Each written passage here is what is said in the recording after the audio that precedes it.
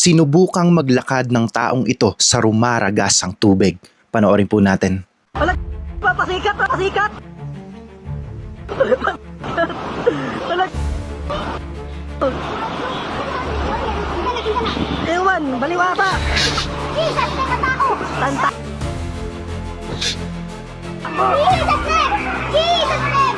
Jesus! Hoy! Hoy! Babawa! Hala! Hala! Nawala! Hala! Patay na! Hala! Di na nakita! Ayun na! Ayun na! Ayun na! Ayun! Survivor! Survivor! Woo! Oh my God! Sorry! Nawala na! Patay! Ayun na! Ayun! Woo! Baliw!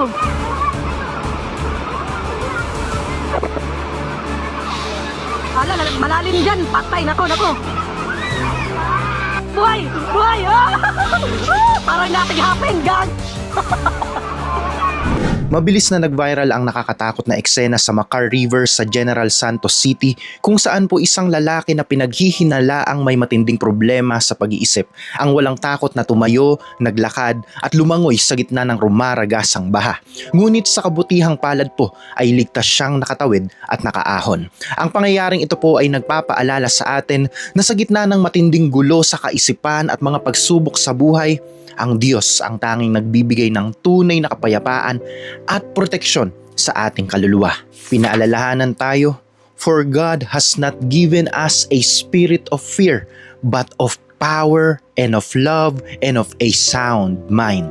Napakalaking biyaya po na nakaligtas ang lalaking ito mula sa tiyak na panganib sa gitna ng ilog. Sa ating pang-araw-araw na pamumuhay, marami pong tao ang tahimik na nakikipaglaban sa sarili nilang mga kaisipan, kalungkutan at matitinding mga problema na minsan po ay nagtutulak sa kanila sa mga delikadong desisyon.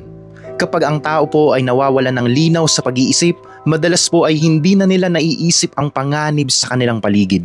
Ipinapaalala po ng salita ng Diyos na hindi niya nais na tayo ay mabuhay sa gulo at takot dahil ang kanyang espiritu ay nagdadala ng kalinawan, lakas at pagmamahal sa ating puso. God is the ultimate restorer of our minds at may kakayahan siya na magdala ng kapayapaan sa bawat taong nararamdamang nawawala na sila sa tamang landas. Ang buhay ng bawat tao po ay napakahalaga sa mata ng Panginoon. Kaya naman po sa kabila ng panganib ay ginagawan niya ng paraan upang iparamdam ang kanyang patuloy na proteksyon at awa.